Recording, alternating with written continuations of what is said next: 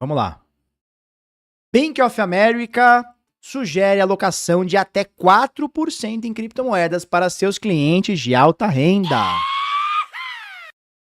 Então, um dos principais bancos do mundo, ou talvez um dos principais bancos dos Estados Unidos, está dizendo agora para o seu cliente de alta renda, né? Através do seu private bank. Ele está dizendo o seguinte, olha, a gente está recomendando uma alocação de 1 a 4% em criptomoedas. Não é que ele está falando para todo mundo, compre de 1 a 4% em cripto. Ele está falando para os seus clientes de alta renda. Para os clientes do Private Bank, Bank America, Private Bank, Merrill e Merrill Edge, que são as coisas para os ricos lá nos Estados Unidos através do Bank of America. Está dizendo, olha, é interessante a gente botar 1% aqui, hein? E por que eles falam de 1% de alocação no portfólio em cripto ou em Bitcoin? Porque 1%, turma, é algo que, se por acaso zerar, vamos supor que o cara compre 1%, o cara tem lá uma grana, 1% ele vai colocar em Bitcoin. 1%. Se por acaso o Bitcoin for a zero, ou seja, perder 100% do dinheiro, né, 100% do dinheiro alocado, esse cara no máximo perdeu 1% do seu patrimônio, ou seja, ele continua com 99%. Se você tem alguma coisa que está valorizando, e valorizou 2%, por exemplo, já meio que cobriu, né? As coisas valorizando cobriram esse teu prejuízo. Agora, imagina se o Bitcoin continua com uma alta exponencial. E nos próximos anos ele sai de 90 mil para 900 mil dólares, né? Hoje está 93, sei lá, 94, sei lá, 92. 90 mil, vai. Vamos falar que ele sai de 90 mil para 900 mil dólares. Cara, é uma mudança nos próximos anos de 10x. Você imagina que o risco desse 1% cair é você perder esse 1%. Mas o upside de alta significa que, se o Bitcoin subir, por exemplo, 10 vezes, aquele 1% se transforma em 10% do seu portfólio. Olha que interessante. E aí, quando a gente fala em 4%, um cara que coloca 4% do seu patrimônio, se o Bitcoin for a zero, ele perder 100% do que ele colocou, ele continua com 96% do patrimônio. Ele vai ficar chateado, mas 96% do patrimônio dele continua lá forte, né? Firme e forte. Agora, e se esses 4% subirem 10x, como a gente imagina que vai acontecer? Eu já leio o superchat já, não estragar o corte. Imagina esses 4% hoje a 90 mil e para 900, sei lá, nos próximos 2, 5, 10 anos. Você imagina que os 4% alocado hoje em cripto podem se tornar 40% do patrimônio dele, caso o Bitcoin ou a cripto continue subindo nos próximos anos. É isso que os ricos estão fazendo, é isso que a BlackRock está sugerindo, é isso que o Bank of America está sugerindo.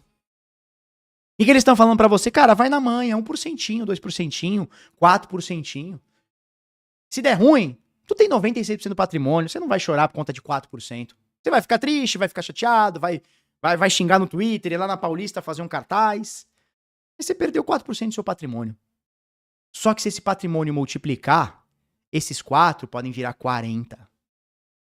E aí é um upside muito grande, né? É uma exponencialidade muito grande na sua carteira versus um risco pequeno. Porque quando a gente fala zerar a criptomoeda, a gente tá falando num cenário que o Bitcoin vá a zero. Não vai acontecer. O que pode acontecer é o Bitcoin que tá 90 e para 20, sei lá, 10, né? Então, aqueles 4%... caiu, virou 1%, beleza. Mas zerado é muito difícil. Muito difícil zerar zerado, né? O mercado precisa implodir para acontecer algo nesse sentido. Então a gente já está começando a ver empresas institucionais, a gente está começando a ver bancos pelo mundo, começando a dizer o seguinte, olha, se você tiver um patrimônio aqui acima de X, vem cá que a gente vai alocar um percentualzinho aqui do teu patrimônio, de 1 a 4%. A gente falou do JP Morgan, né? Através do seu private equity lá, o private bank lá do JP Morgan, que sempre foi contra a cripto, sempre foi contra Bitcoin, eles estão aceitando, se você for um cliente de alta renda, pelo que eu ouvi, se você tiver pelo menos 30 Bitcoins, você não precisa colocar os 30 Bitcoins, mas se você tiver pelo menos 30 Bitcoins, eles já consideram um carinha de alta renda, né? Seriam 3 milhões de dólares, aproximadamente, né? Pelo menos. Eles já permitem que você você dê como garantia Bitcoin para o JP Morgan e pegue dólar emprestado a juros mais baixos. Ou seja, você está dando Bitcoin como garantia, ou seja, o seu hold você dá como garantia, né? Como se fosse um penhor, né? Você dá lá um ativo, no caso o Bitcoin, e pega dólar emprestado a juros mais baixos. Por que juros mais baixos? Porque se você, por acaso você não pagar, o banco vai te exercer e vai ficar com o teu Bitcoin e você salda a dívida, né? Ou ainda fica um pouquinho de dívida e tal. Então, é interessante o movimento dos grandes. E aí eles estão, inclusive, oferecendo através de ETFs, né? E ETFs cobertos, né? Tal, e uma alocação moderada de 1 a 4%. Então, assim, a gente vê uma mudança de paradigma muito forte. Primeira coisa, tá proibido ter Bitcoin. JP Morgan proibia que os seus funcionários sequer tivessem Bitcoin. Agora ele já oferece que você faça alguma alocação lá. Bank of America, a mesma coisa, fechava a conta de quem tinha cripto, de quem tinha Bitcoin. Agora eles estão sugerindo que você, ou recomendando que você tenha uma alocação de 1 a 4%. Ou seja, as coisas estão mudando, meus amigos. O Bitcoin está indo para o mainstream. E aí o que a gente tem que discutir é o Bitcoin indo para o mainstream, ou seja, o Bitcoin chegando para todo mundo. Ele é benéfico ou ele é maléfico? Vai ter vertente, vai ter gente que vai falar o seguinte, não, o Bitcoin ele tá perdendo sentido porque ele tá indo para os grandes.